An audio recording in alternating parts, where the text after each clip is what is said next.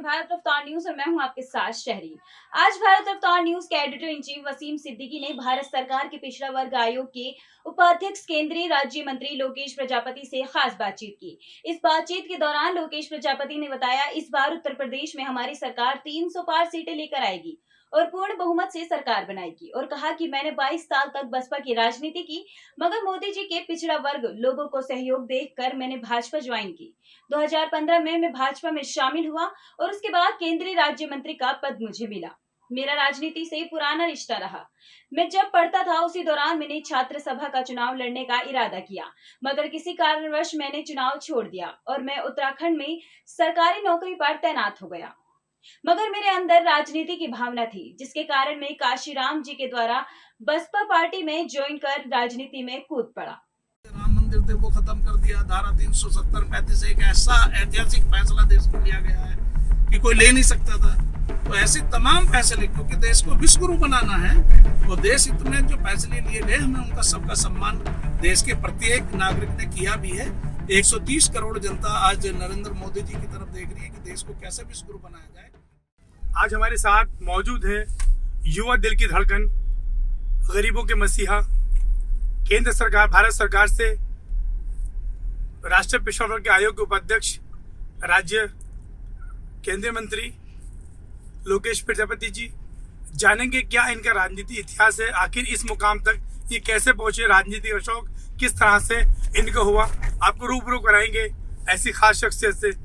Sir, आपका Bharat Raftar news में स्वागत है। मैं जानना चाहूँगा, ये जो राजनीति है, राजनीति में आपका कब से रिश्ता रहता रहा, कब से आप राजनीति में कूदे और किस तरह से आपने संघर्ष यहाँ पर किया? मैं छात्र जीवन में ही मैं राजनीति में आ गया था। जब मैं स्नातक में मैंने प्रवेश लिया तो उस समय छात्र संघ के चुनाव होने थे। छात्र संघ के चुनाव में मैंने चुनाव लड़ने की इच्छा मुझे हुई, तो कुछ लोगों के द्वारा छात्र चुनाव में मुझे हिस्सा लेने से रोकने की कोशिश की गई। सब आपने जो अपनी जो स्टडी की है कहाँ से की थी? मैं स्टडी मेरठ से, मैं मेरठ कॉलेज में मैंने छात्र संघ का जो है मैं चुनाव लड़ने का जब मैंने कोशिश किया गया तो कुछ लोगों द्वारा मुझे चुनाव रोकने की कोशिश की गई, लेकिन मैंने मन में ठान लिया कि मुझे कहीं ना कहीं राजनीति में एक शुरुआत करते हुए अच्छे एक मुकाम तक जाना है। क्योंकि जो लोग नहीं चाहते थे उस समय कि कोई गरीब, कमज़ोर, देश का पिछड़ा दलित आगे बढ़े, तो इसलिए फिर मैंने मन बनाया और मैंने छात्र जीवन से ही फिर राजनीति को अपनाते हुए मैं पढ़ने के बाद, जैसे मैंने स्टडी करने के बाद फिर मैं गवर्नमेंट जॉब में चला गया। लेकिन मैंने आप छात्र संघ के चुनाव लड़े थे? नहीं, फिर मैंने चुनाव नहीं लड़ा था और मैं फिर गवर्नमेंट जॉब में चला गया। लेकिन मन में केवल ये चीज़ थी, मुझे राजनीति में आना है। मुझे गवर्नमेंट जॉब में सब किस पोस्ट पे थे आप? मैं लैब टेक्नीशियन हो गया था हरिद्वार डिस्ट्रिक्ट हॉस्पिटल में। फिर मैं मान्यवर श्री काशीराम साहब के एक काम से कैडर से मुझे एक प्रेरणा मिली और मैंने नौकरी छोड़ करके मैं बीएसपी में उस समय मान्यवर श्री काशीराम साहब के साथ चला गया और मैंने लगभग 22 साल तक बीएसपी में उस मिशन को, उस मूवमेंट को चलाने का काम किया साथ लग करके। और मैं वहाँ एमएलसी रहा, राज्य मंत्री रहा उत्तर प्रदेश सरकार में। मैंने देखा कि देश में 2014 में जो परिस्थितियाँ देश की बनी, तो देश में, क्योंकि जब एक तरफ हम भारत के संविधान के अनुसार हम बात करते हैं कि जिसकी वोट ज़्यादा होगी उसका देश का राजा होगा। पहली बार देश में ऐसा हुआ, क्योंकि हिंदुस्तान की आबादी का लगभग 62%, 60% पिछड़े वर्ग के लोग हों और आज तक उनको कभी मौका नहीं मिला। 2014 में पिछड़ी जात से ताल्लुक़ रखने वाले आदरणीय नरेंद्र मोदी जी देश के जब प्रधानमंत्री बने और प्रधानमंत्री बनने के बाद उन्होंने जब इस देश के दलितों, पिछड़ों, गरीब, मजलूम, सबका साथ, सबका विकास, सबका विश्वास का जब ये नारा देने का काम किया, देश हित में, राष्ट्र हित में जब उन्होंने बात करने का काम किया, तो उनसे प्रेरित होकर के मैंने 2015 में भारतीय जनता पार्टी को ज्वाइनिंग किया। इसके अलावा और कोई कारण भी रहा जो आपने बीएसपी छोड़कर भाजपा का दामन थामा? हाँ, बीएसपी में थोड़ा सा कुरीतियाँ रही हैं कि जहाँ हम नारा दिया करते थे बहुजन हिताय बहुजन सुखाय का, तो वो भी नारा चेंज किया गया। और जब एक नारा दिया करते थे कि इस देश के दलित, कमज़ोर, पिछड़े, अल्पसंख्यक, इन समाज के लोगों को कैसे आगे बढ़ाया जाए, वो मिशन से जब बीएसपी ने भटकने का काम किया तो फिर हमने कहा कि ये मिशन तो कहीं ना कहीं जो मिशन की मुखिया है उन्होंने गिरवी रखने का काम कर दिया, इसलिए फिर हमने मजबूरी हो गई कि हमने उसको छोड़ने का काम किया। और हमें लगा कि देश हित में, राष्ट्र हित में जो है आदरणीय नरेंद्र मोदी जी इस देश को विश्व गुरु बनाने का काम कर सकते हैं और देश विश्व गुरु होना चाहिए, क्योंकि भारत सोने की चिड़िया कहा गया है और विश्व गुरु रहा है। इसलिए नरेंद्र मोदी जी की जो कार्य शैली है उससे प्रभावित होकर के हमने भारतीय जनता पार्टी को ज्वाइन किया। उससे आप लंबे अरसे तक भाजपा में रहे।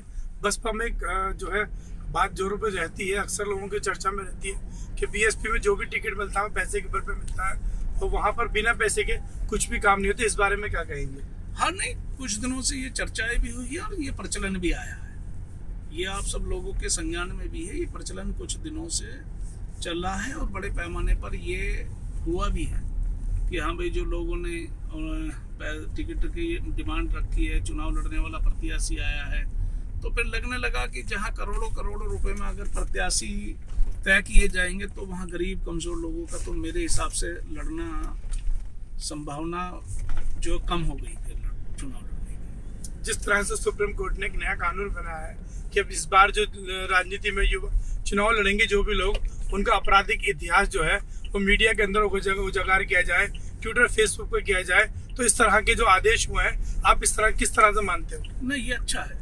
देखो, राजनीति एक सामाजिकता है। राजनीति का मतलब ये नहीं कि हम लोग व्यवसायीकरण कर दें राजनीति का, हम लोग अपराधीकरण कर दें राजनीति का। राजनीतिक प्रजातंत्र है। बाबा साहब डॉक्टर अम्बेडकर ने कहा था कि एक अच्छे आदमी चुन करके उस संसद में जाने चाहिए, विधानसभा में जाने चाहिए, और इसीलिए यहाँ डेमोक्रेसी का नाम दिया गया, इसलिए यहाँ प्रजातंत्र कायम किया गया, वोट के आधार पर राजा चुनने का अधिकार दिया गया। तो इसलिए ये अच्छी पहल भी है सुप्रीम कोर्ट की भी, और मैं कहता हूँ भारतीय जनता पार्टी भी इसके पक्षधर है कि जो भी लोग चुन करके जाएं वो अच्छे लोग जाएं, जिनका आपराधिक इतिहास ना हो। ऐसे लोगों का वास्तविक विधानसभा में और संसद में जाना अच्छा ही होगा देश में। जैसे कि अब 2022 के चुनाव आ रहे हैं, हर पार्टी अपनी अपनी दावेदारी भर रही है, जीत के दावे कर रही है।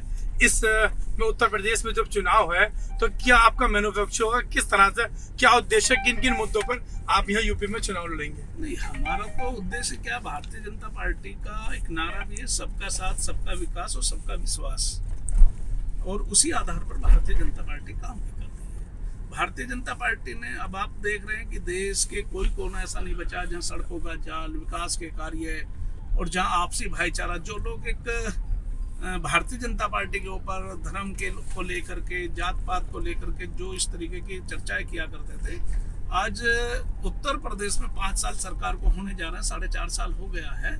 आज उत्तर प्रदेश में एक भी, कहीं भी आपने देखा, कहीं भी कोई हिंदू मुसलमान के नाम पर कोई दंगा नहीं हुआ है। और पिछली सरकारों में आपने 2014 में मुजफ्फरनगर दंगा हुआ है, फैजाबाद दंगा हुआ है, अयोध्या दंगा हुआ था, प्रतापगढ़ दंगा हुआ था, कि जो लोग कहा करते थे कि हम तो एक समाज के एक वर्ग के हितैषी, उन लोगों का बड़ा नुकसान उनकी सरकारों में भी हुआ है।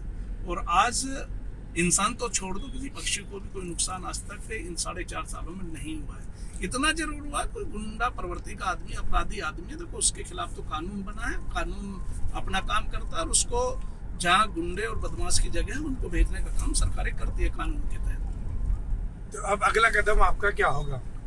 नहीं, अगला कुछ नहीं, अगला तो चुनाव है। सबका साथ, सबका विकास, सबका विश्वास जीतते हुए हम लोग फिर चुनाव में जा रहे हैं, और फिर पुनः 2022 में हम उत्तर प्रदेश में सरकार जो है 300+ पार करते हुए अपनी बनाने का काम करेंगे। विपक्षों का दावा है कि सरकार, जो राज्य सरकार है, भाजपा सरकार में सिर्फ उनके पास राम मंदिर का मुद्दा था, धार्मिक मुद्दे थे, अब वो खत्म हो चुके, अब कोई मुद्दा नहीं बना।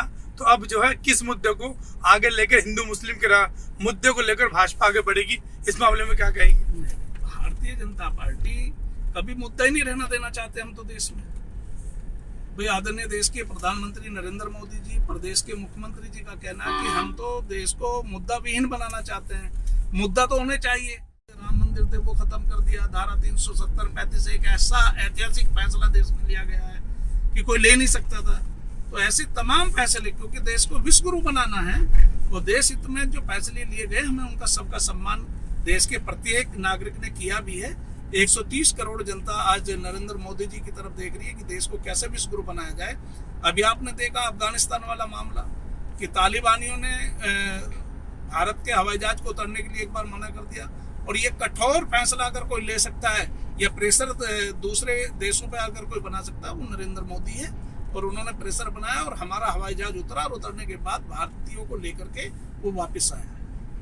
नोटबंदी जीएसटी मुद्दे पर जो विपक्ष जो है आपकी सरकार को कहीं न कहीं घेरती है और फर्जी मुद्दे बताती है, इस बारे में कुछ कहेंगे? नहीं, देखो अब जीएसटी खत्म हो गया, सब हवा निकल गई विपक्षियों की, जो एक मुद्दा बना रहे थे।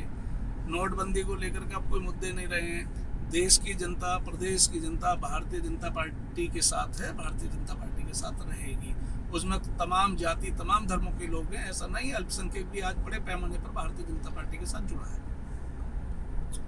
ये थे हमारे साथ लोकेश प्रजापति जी, भारत सरकार के राज्य मंत्री। इन्होंने बताया कि भारतीय जनता पार्टी सभी का साथ, सभी का विकास लेकर अगले 2022 के चुनाव मैदान में आएगी और 300 पार इस बार करके फिर अपनी पूर्ण बहुमत से सरकार बनाएगी। मैं अपने सहयोगी वसीम खान के साथ, वसीम सिद्दीकी, भारत रफ्तार न्यूज।